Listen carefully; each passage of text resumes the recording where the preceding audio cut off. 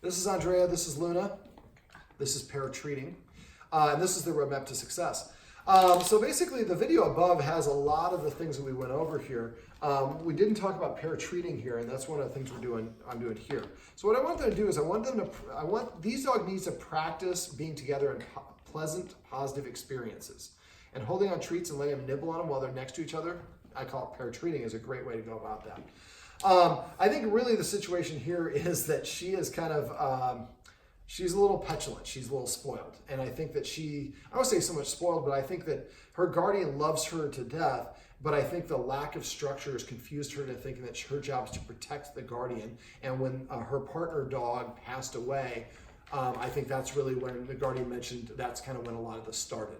And so it's not appropriate for any dog to be in charge of humans because we're just more sophisticated than they are.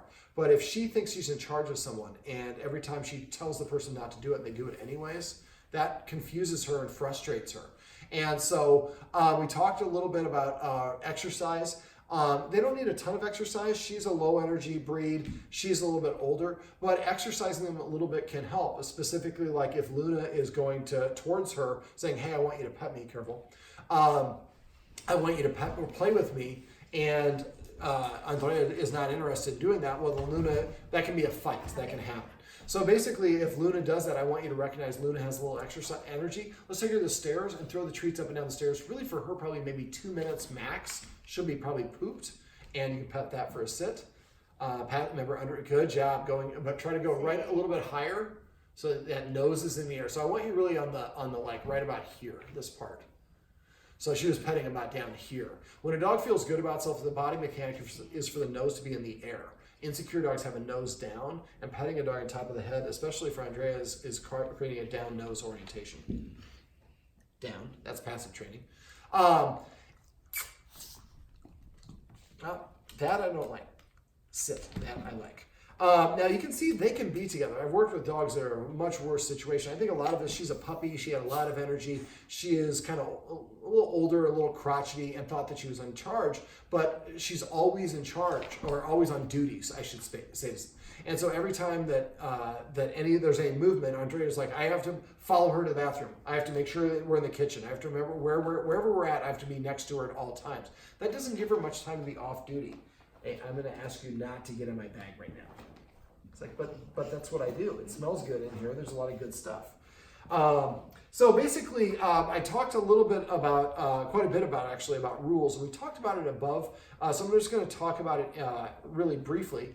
But basically, for dogs, anything your dog is doing when you give it attention is what you're rewarding. So if I give her attention or pet her right now, I'm rewarding her for jumping up on me. I'm waiting for her to get down, but I'm not telling her, sit.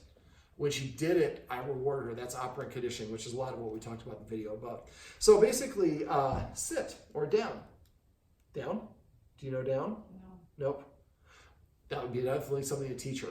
We'll come back and talk about that, but I want to talk about rules first. So a lot of the fights have come when Andrea's on top of the guardian. So I think just simply eliminating furniture or the ability to be on top of her will go a significant way towards eliminating a lot of these things. We also talked about, the kennel. You guys are doing great. You make her sit before you open the door to the kennel, right? Or she's usually laying down. Okay, perfect. Yeah. Well, they're both usually just lay down and they don't care. That means the guardians have done a good job with the kennel. So for feeding, right now they're fed at the same time essentially, and she finishes a little bit before Luna does. So what I would do is go to structured feeding. So make sure that neither one of them are in the kitchen. Is that where the food bowls are kept? In the laundry room. In the laundry room. So walk towards them, make them leave the laundry room first. And well, actually, before you do this, set yourself up by having a snack or something you can eat in the laundry room first. Then go in the laundry room, walk towards the dogs, and once you get to the edge of the laundry room, the doorway, stop. And if both of them are in there at the same time, walk towards one of them. And then once that dog is outside, walk backwards, one step and pause. One step backwards, keeping your hips pointed at that dog. And then you get behind the second dog and walk towards both dogs, essentially. I have a video on structured feeding on my website. Message me if you can't find it. I'm happy to send you a link. So once both dogs are outside the kitchen, then I walk backwards. When I'm walking backwards, I take left foot, right foot, and pause. That was actually right, left, but you know what I'm saying. And then pause 1 second. If the dogs try to come in, you make the hissing sound like tss, And then if they continue, if they don't move back, start walking towards them very suddenly. Stop as soon as they get across the doorway. So the rule is, when I'm preparing food, you're not allowed to be in here until I call you. And then I would call Andrea in first because she's the older dog. And but before we call her in, the human who is feeding her is going to eat something first. Doesn't have to be an actual meal, just a chip, cracker, piece of celery, something crunchy preferably. And then once they're done, we're going to invite Andrea to come in. Andrea can come in and she gets to eat while Luna stays out of the room. This helps Andrea see that we're protecting her and not letting Luna near her. It also helps Luna see that we're not doing the same. We're doing the same thing in the opposite capacity. That helps her practice some self-restraint, which will help with a lot of other issues. And then it'll also help the dog see the human eats first. Then the human makes sure that I get to eat next. And when I'm eating, the human is controlling the situation, not letting her come and try to intimidate me. Then when I'm done eating, the human makes me leave the room, and then Luna gets to come in and Luna gets to eat her food. And then once they both eat, they can go lick each other's bowls, and then they can come and go into the room as they want.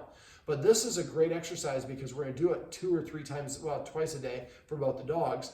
And it's the most important thing for dogs in the wild they spend 90% of their time looking for food. So it's the most important thing that they do.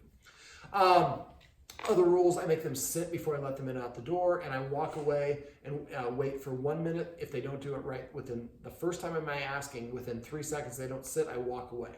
Second time I come back after 1 minute and tell them again. If they don't walk, I walk away for 2 minutes. Next time I walk for 4 minutes, then for 8 minutes. I keep double the length of time until eventually when I go to the door, they just automatically sit. As soon as the butt hits the ground, I fly the door open. So after a while, the dog sits at the door as its way of saying, I'd like to go outside. Luna has recently started jumping at the door. Might be related to staying at somebody's house. If you're going to have your dog board at someone else's house, make sure you talk very clearly about them, especially puppies, because people often think that what they do in their house is what you want, but you might be on a different standard. And so now Luna's jumping up a little bit. She's jumping out the door and doing some things that she didn't do before, probably related. So eventually the dog will go sit at the door, and then as its way of saying, I'd like to go in or out, and I would eventually do it with both directions. I also, for sitting, makes dogs sit every time we leave the door to the house, every time we're at a corner or crossing the street on a walk. Before I pet them, I practice petting with a purpose, so the dog has to sit or do something proactively to prepay for it or follow my directions. Let me see. Other rules: shouldn't be allowed in the kitchen where we're preparing food. Shouldn't be allowed within 7 feet of anybody who has food, the other dog or including the humans. Also, if you're going up or down the stairs, the dog should come in behind you, not at the same time or in front of you. Now, Andrea follows her guardian everywhere. So Andrea's she knows a wait command, but I'd like your guardian to practice the same thing we're teaching Luna in the class she's in right now, how to stay. And once you can stay for duration and you start incorporating distance, then I want you to start, and you get to about 15 feet away, that's when we start moving out of the line of sight. I want you to do that with her until eventually you can tell her to stay while you go get a drink of water and then come back and release her. Make sure you always release her at the end. Stay and then go change clothes. Stay and heat up some food. So the idea is to help her practice not being next to you all the time, but knowing that you're in the house. And progressively elongating that period of time until eventually you can say, stay, and you go in the next room and watch a little TV and come back and then release her. And she's doing a job and she's practicing staying outside. And she's practicing not necessarily being the guard dog, giving her some downtime to be off duty. Just like us, if we work ourselves too much, which I'm guilty of this myself, eventually you're not going to perform very well. And you're going to be cranky and you might say the wrong thing and all the rest of those things. So it's important for her to be able to recharge her batteries. And one of the things I noticed is she's always constantly getting in between her primary guardian and the other dog, or her primary guardian and her spouse, her primary guardian and one of us. So she's in a blocking position a lot. So the other video that we have above is the one about petting. And so I'd like the guardian to do some pair petting. And then as soon as she starts growling or tries to dominate Luna, we immediately stop petting her. Now this is going to take a lot of repetition, but eventually she's going to learn that being a jerk actually causes me to lose the attention. And as long as I'm a nice dog, I don't get the full attention. I'm sharing it, but sharing something good is better than not getting anything or losing out and watching somebody else get it. I'd also like to see I'd like to see the Guardians petting with a purpose and passive training. I'm not going to go through those because they're taking our puppy class. They know what those are. If you forget them, message me and send you a video. But I'd like to start building in some positive associations with the dogs together. Sitting and pair treating, sitting and pair petting, walking them. Right now, Luna's on a short leash and Andrea's on a retractable leash. I'd like Andrea to be on a short leash as well so the dogs are together. And neither one is in front and neither one's behind. I'd like to, even get her in a habit of maybe, throwing, right now she's not a fetching dog. Have you taught her to drop? Do you physically take things away from her? No, I've been working on withdrawal. Okay. Yeah. So sometimes you can come up with games where the dogs can do them together.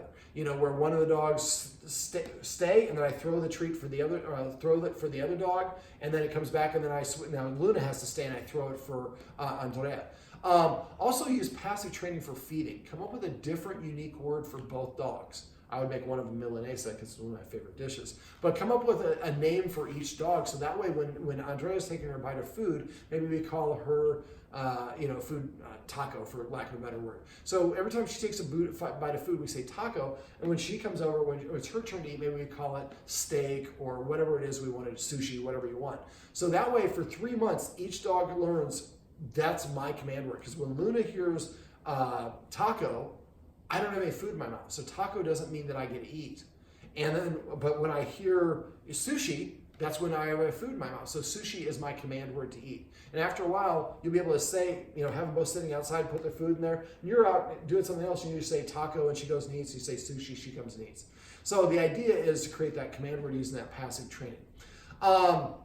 I also think that we showed her a couple of new tricks and commands, and Andrea really responded to it. One of the things I'd like the family to do is teach her some new tricks and commands, but I'd primarily like the husband to teach the commands to Andrea as much as possible, because I think that if he becomes a little bit more in her inner circle, we can get him out of, right now he gets growled at different times, and that shouldn't be the case. And so I'd like to have you try to teach her at least 2 new things. One of them we did was a spin, but go to YouTube. There's a whole lot of easy ones that you can teach your dog how to do, especially a trick or something that's funny. So if you teach her how to play dead or roll over or something like that, and everybody laughs when she does it, she feels good about herself. We have a different way to redirect her. She has a good bonding experience with somebody that was associated with her coming up with a new skill. There's just a multitude of positive things that can happen with that. I'd like her to know at least 10 different commands by the end of the summer. More would be even better. She seems to be a pretty smart dog. And so she is actually at the optimal time to train a dog is about 6 years old. That's when they've gotten rid of much of the energy. They're very interested in pleasing you. They're very alert of what's going on. So this is really the best possible time to train her. So if we can teach her some new tricks and commands, it's going to boost her self-esteem, give us ways to redirect her, and deepen her relationship with her guardians. Let me see, what else did we go over? We went over a hand targeting exercise. We went over a focus exercise. I have videos for both those. If you have any questions on either one of those, please message me. And also that pair petting and treating thing I think is going to be really helpful. Now we do have a nephew that comes over. When he's over, she has a tendency to bite and nip at him a lot.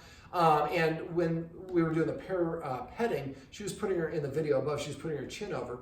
Now, I was using a hissing sound, and I got really good response from that. Now, once she's reacting, the hissing is not going to work, but if you see that she's kind of baring her teeth, and she's kind of wiggling her nose a little bit as she's kind of baring her teeth, or she's staring, or her ears come forward, just take note. After a while, you'll start recognizing what these things are. But if you see her and you can hiss at her and disagree with her before the fight happens, she responded really, really well to that. So you're saying, hey, knock it off. The more that we enforce the rules, the less she's going to feel that's her perception to do. The more that her guardian pets her with a purpose, the more she thinks, my guardian's in charge, I'm just the follower. So remember to use the word paycheck for that. So it's going to be a burden it's going to be you quite a bit, because you're not going to realize how often you pet without a purpose. But I'd like you to start exclusively petting her without a purpose. And one thing I am really enjoying and appreciating, it took me about however many minutes that we're into this to appreciate this, but Andrea, you can actually pan down at your shoes and show her. And then come back to me. I think that's the first time she's laid down and slept on the floor since I've been here. Normally she's on the couch. Now the guardian had to correct her several times, but she gave it up and she's very comfortable. You have a nice carpet there. Hardwood floor is going to feel nice and comfortable for the dogs when it's hot outside. Dogs will sleep in a weird position, make it look good. So I don't think that you have a bad case here. I think the more that you have rules and structure and boost her self-esteem is going to really be the name of the game here. Now, if you have questions or things stop working, please message or call me. Make sure you're feeding them the way I talked about, because I think that's going to be a really important one. And then eventually we'd like to have Andrea come to some of our shy dog classes and help her make some dog friends. But I really think that they're going to be best of buds if we start walking them together and creating some of those positive experiences. Anything else you want me to go over that I haven't talked about? No, I think that's all of it. And she just went into like a really cute position, but I'm going to call her over here anyways. Andrea! Sit. I can't give it to you for this. Let's see if we figure this out. Sit. Luna, come. Well, this is Andrea. I should say it with Andrea. And this is Luna. Luna, you want to say hi to the camera? She's like, no. This is the roadmap to success. Remember, everything you do trains your dog. Only sometimes you do it.